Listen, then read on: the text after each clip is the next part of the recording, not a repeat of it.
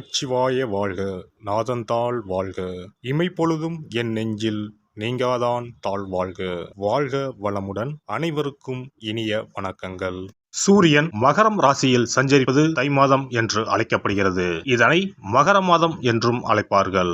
மகர ராசிக்குள் சூரியன் நுழைவதே மகர மாதம் ஆகும். பொதுவாக எந்த ஒரு நல்ல செயலையும் தை மாதத்தில் ஆரம்பிப்பதுதான் வழக்கம். இம்மாதத்தில் தான் சூரியன் தன்னுடைய வடதிசை பயணத்தை தொடங்குகிறார். உத்தராயண காலம் ஆரம்பமாகிறது. அதாவது தேவர்களின் உலகிற்கு தட்சிணாயனம் எனப்படும் 6 மாத இரவு காலம் முடிந்து உத்தராயணம் என்னும் 6 மாத பகல் காலம் ஆரம்பமாகும் என்பதே தை மாதத்தின் பெருமையாகும். தை பிறந்தால் வழி பிறக்கும் என்பார்கள். உத்திராடம் சிறந்த நட்சத்திரம். உத்திராடத்தில் பிள்ளையும் ஊர் எல்லையில் கொள்ளையும் என்பது பழமொழி. அதாவது உத்திராடத்தில் பிள்ளை பிறந்தால் உடனடியாக அவர்களுக்கு அருகிலேயே நிலம், வீடு அல்லது விளைநிலம் வாங்கும் யோகம் உண்டாகும்.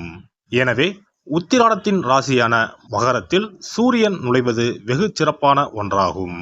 தை மாதத்தில் பல்வேறு விரத நாட்கள் வருகின்றன. அவை தை வெள்ளி, தை அமாவாசை, தைப்பூசம், ரத சப்தமி, பீஷ்ம அஷ்டமி என பல்வேறு சிறப்பு வாய்ந்த நாட்கள் தை மாதத்தில் வருகின்றன. பல்வேறு சிறப்புகள் கொண்ட இந்த சீர்மிகு தை மாதத்தில் உங்கள் ராசிக்கான பலன்கள் என்ன என்பதனை அறிந்து கொள்வோம். தை மாத கிரக நிலைகளை பார்க்கும்போது சுக்கிர பகவான் விருச்சிகம், தனுசு, மகர ராசியில் பயணம் செய்கிறார். புதன் மற்றும் செவ்வாய் பகவான் தனுசு மற்றும் மகர ராசியில் சஞ்சாரம் செய்கின்றனர். சூரிய பகவான் மகர ராசியில் 29 நாட்கள் சஞ்சாரம் செய்கிறார். கும்ப ராசியில் சனி பகவானும், மேச ராசியில் குருவும், மீன ராசியில் ராகுவும், கன்னி ராசியில் கேது பகவானும் பயணம் செய்கின்றனர். சந்திர பகவான் சதயம் நட்சத்திரம் 4ஆம் பாதம் கும்ப ராசியில் இருப்பதன் மூலம் இந்த சீர்மிகு தை மாதம் ஆரம்பம் ஆகிறது. இந்த கிரக அமைப்பால் உங்கள் வாழ்வில் இப்படியும் நடக்குமா என வாயை பிளக்கும் அளவுக்கு நன்மைகள் நடைபெற உள்ளன. உங்களின் வளர்ச்சியை கண்டு நீங்கள் கடவுளாக பார்க்கும் உறவு ஒன்று உங்களுக்கு எதிரியாக வர வாய்ப்புண்டு. அது யாராக இருந்தாலும் எவராக இருந்தாலும் உங்களிடம் இருந்து சற்று தள்ளி இருப்பதே உத்தமம். மேசராசி அன்பர்களே, உங்களின் ராசிநாதன் மாதம் முழுவதும் திரிகோணமாகவும் கேந்திரமாகவும் அதிர்ஷ்டகரமான யோக உயர்வுகளை கொடுக்கின்ற நிலையில் அமர்ந்திருக்க போகிறார். அதோடு 20 தினங்கள் வரை பரிவர்த்தனையாகவும் இருக்கிறார். இதனால் ஆரோக்கியம், குடும்ப சௌகரியம், அன்றாட வருமானம் உயர்ந்து குடும்பத்துக்கான அத்தியாவசிய தேவை, கடமை உடனுக்குடன் பூர்த்தியாகுதல் என்று சுறுசுறுப்பான வளர்ச்சிகளோடு இந்த மாதம் நகரும். இல்லத்தில் பிணக்கு, ஒற்றுமை குறைவு ஏற்படாமல் இனிமையுடன் நகரப்போகிறது. பொருளாதார தேவைகள் நிறைவேறும். அன்றாட பணி வேலை விஷயங்களில் தொடர்கின்ற சங்கடங்கள் விலகும். பம்பு, வழக்கு, வீண் வில்லங்கம், சிபாரிசு, ஜாமீன், விவகார தொல்லைகள் முடிவுக்கு வரும். உத்தியோகம், பணி, பொறுப்பு வகைகளில் புது தொந்தரவு ஏற்படாத மாதம் இந்த தை மாதம். பரணி நட்சத்திரக்காரர்களுக்கு உத்தியோகத்தில் திடீர் பதவி சுக்கிர கிரகத்தின் அனுக்கிரகத்தால் முதல் வாரம் கடந்த பிறகு கிடைப்பதற்கான அதிர்ஷ்டங்கள் நிரம்பி வழிகிறது. இம்மாதம் 14ஆம் தினத்துக்கு பிறகு இல்லத்தில் சுபகாரிய, திருமண சுப சடங்கு விசேஷங்கள் நடைபெறும். தொழில், நிர்வாக, வியாபார, முதலீடு, பட்ஜெட் விஷயங்கள் எல்லாம் லாபகரமான ஏற்றத்துடன் நகரும். கடன் கண்ணி, வழக்கு, வம்பு, தும்பு, சொத்து பத்து சம்பந்தப்பட்ட சச்சரவுகளுக்கு இம்மாத 18ஆம் தினத்துக்கு பிறகு விடிவு உண்டு. இம்மாத இறுதியில் பங்கு பங்காளி, சொத்து பத்து விவகாரங்கள் நல்லபடியாக முடிவுக்கு வரும். இம்மாத திங்கள், வியாழன் மற்றும் சனிக்கிழமைகள் ஏற்றத்தை கொடுக்க போகிறது. இம்மாதம் 5, 8, 11, 19, 22, 25வது தினங்கள் பெரிய அதிர்ஷ்டங்களும் இல்லத்திற்கான பொன், பொருள், ஆடை, ஆபரண, உயர்தர உடைமைகளும் திடீர் பண வரவுகளும் உண்டு. பெண்களுக்கு இழுபறியாக இருந்து வந்த பாகப்பிரிவினை பிரச்சனைகள் குறையும். புதிய வாகனம் வாங்குவது தொடர்பான எண்ணங்கள் ஈடேறும். கணவன் மனைவிக்கு இடையே அனுசரித்து நடந்து கொள்ளவும் சிந்தனைகளில் தெளிவும் உற்சாகமும் ஏற்படும்.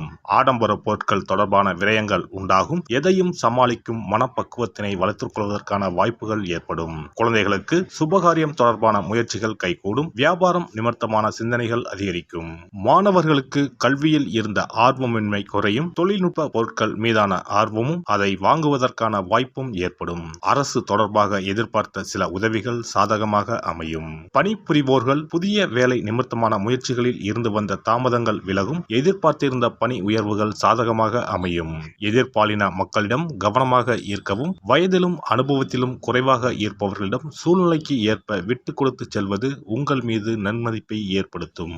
வியாபாரிகளுக்கு புதிய வியாபாரம் நிமித்தமான செயல்களில் தகுந்த ஆலோசனை பெற்று முடிவெடுக்கவும், அரசு தொடர்பான ஒப்பந்தங்கள் சிலருக்கு சாதகமான முடிவினை ஏற்படுத்தும். கொடுக்கல் வாங்கலில் விவேகத்துடன் செயல்படவும், வாடிக்கையாளர்களின் விருப்பங்களை அறிந்து சிறு சிறு மாற்றங்கள் செய்வதன் மூலம் லாபத்தை மேம்படுத்த முடியும். தொழில் நிமித்தமான போட்டிகள் குறையும். பங்கு வர்த்தகத்தில் ஈடுபாடுகள் ஏற்படும். கலை சார்ந்த துறைகளில் புதிய வாய்ப்புகள் ஏற்படும். உழைப்பிற்கு உண்டான முன்னேற்றம் கிடைக்கும். மனதில் புதுவிதமான சிந்தனைகள் உருவாகும். நண்பர்களை பற்றிய புரிதல்கள் அதிகரிக்கும். மூத்த கலைஞர்களின் ஆலோசனைகள் புதிய பரிணாமத்தை ஏற்படுத்தும். அரசியல்வாதிகளுக்கு வெளி வட்டாரத்தில் செல்வாக்கு அதிகரிக்கும். தொண்டர்களின் தேவைகளை அறிந்து நிறைவேற்றுவதன் மூலம் ஆதரவான சூழ்நிலைகள் உண்டாகும். கட்சி நிமித்தமான சில முடிவுகளுக்கு கட்டுப்பட்டு செயல்படுவது நல்லது. உறவுகள் வழியில் சிறு சிறு விவாதங்களும் அலைச்சல்களும் அவ்வப்போது உண்டாகும். செவ்வாய்க்கிழமை தோறும் காளியம்மனுக்கு நல்லெண்ணெய் தீபம் ஏற்றி வழிபாடு செய்து வர நற்பலன்கள் உண்டாகும். இனி தை மாதத்தில் கடைபிடிக்க வேண்டிய முக்கியமான விரதங்கள் என்னென்ன என்பதனை காண்போம். தை மாதத்தில் தைப்பூசம், தை அமாவாசை, ரத சப்தமி போன்ற விழாக்களையும், பைரவ வழிபாடு, வீரபத்திரர் வழிபாடு, தை வெள்ளி வழிபாடு போன்ற வழிபாட்டு முறைகளையும் இம்மாதத்தில் பின்பற்றுகின்றனர். தை கிருத்திகை முருகப்பெருமானுக்கு மிகவும் சிறப்பு வாய்ந்த நாளாகும். கார்த்திகை பெண்களை சிறப்பிக்கும் வண்ணம் கிருத்திகை திருவிழா கொண்டாடப்படுகிறது. ஆண்டுக்கு 3 கார்த்திகை தினங்கள் மிக முக்கியத்துவம் பெறும். அவை தை மாதம் வரும் தை கிருத்திகை, கார்த்திகை மாதம் வரும் பெரிய கிருத்திகை மற்றும் ஆடி மாதத்தில் வரும் ஆடி கிருத்திகை. தை மாதத்தில் வரும் கிருத்திகையில் விரதம் இருந்து முருகப்பெருமானை வணங்கி வழிபாடு செய்தால் நிச்சயம் திருமண தடை நீங்கும், புத்திர பாக்கியம் கிடைக்கும் என்பது ஐதீகம். தை மாதத்தில் வரும் பௌர்ணமியோடு கூடிய பூச நட்சத்திரத்தில் தைப்பூசம் கொண்டாடப்படுகிறது. இந்நாளில் சிவபெருமான் மற்றும் முருக கடவுளுக்கு வழிபாடு நடத்தப்படுகிறது. உமையம்மை வேலவனுக்கு சக்தி வேலை வழங்கிய நாள் தைப்பூசம் என்றும் கருதப்பட்டு வழிபாடு மேற்கொள்ளப்படுகிறது. இந்த தைப்பூச திருவிழா உலகெங்கும் உள்ள தமிழர்களால் சிறப்பாக கொண்டாடப்படுகிறது. தை அமாவாசை. தை அமாவாசை அன்று மக்கள் தங்கள் முன்னோர்களுக்கு தர்ப்பணம் எனப்படும் வழிபாட்டினை மேற்கொள்கின்றனர். ஆறு, குளம், கடல் போன்ற நீர்நிலைகளில் இவ்வழிபாடு மேற்கொள்ளப்படுகிறது. தை மாத அமாவாசையும் ஆடி மாத அமாவாசையும் மகாலய அமாவாசையும் முன்னோர்களுக்கான வழிபாட்டிற்கு உகந்தவை என கருதப்படுகின்றன. இவ்வழிபாட்டின் மூலம் தாங்கள் செய்த பாவங்கள் நீங்குவதாகவும், குழந்தை பேறு, குடும்பத்தில் ஒற்றுமை, சுபிட்சம், மகிழ்ச்சி ஆகியவை கிடைப்பதாகவும் கருதப்படுகிறது. ரத சப்தமி. ரத சப்தமி என்பது தை மாதத்தின் வளர்பிறையில் வரும் சப்தமி திதி அன்று கொண்டாடப்படுகிறது. இந்நாளில்தான் சூரியன் தனது வட அரைக்கோள பயணத்தை தொடங்குகிறார். இந்நாளில் விரதம் மேற்கொள்வதால் ஆரோக்கியம், நோய் இல்லாமை, செல்வம், புத்திர பேறு, நீண்ட ஆயுள், பகைவர்களை வெல்லும் சக்தி, வெற்றி, நிலம், தானியம், புண்ணியம் ஆகியவை கிடைக்கும். மேலும் மனக்கவலை, வியாதி ஆகியவற்றை நீக்கும். வழியில்லாமல் தவிக்கும் போது வழிகாட்டும் இந்த ரத சப்தமி. பைரவ வழிபாடு. தை மாதத்தில் வரும் முதல் செவ்வாய்க்கிழமையில் இவ்விரதம் கடைபிடிக்கப்படுகிறது. தாமரை பூ மாலை, வில்வ மாலை, தும்பை பூ மாலை, சந்தன மாலை ஆகியவை பைரவருக்கு உகந்ததாக கூறப்படுகிறது. வாசனை பூக்களில் மல்லிகை பூவை தவிர்த்து மற்ற அனைத்து பூக்களும் பைரவருக்கு சமர்ப்பிக்கப்படுகின்றன. சனித்தோஷம் முழுமையாக அகல கால பைரவருக்கு விரதம் இருப்பது விசேஷம். வீரபத்திர வழிபாடு. வீரபத்திர வழிபாடு என்பது செவ்வாய் தோறும் ஓராண்டு காலம் கடைபிடிக்கப்படுகிறது.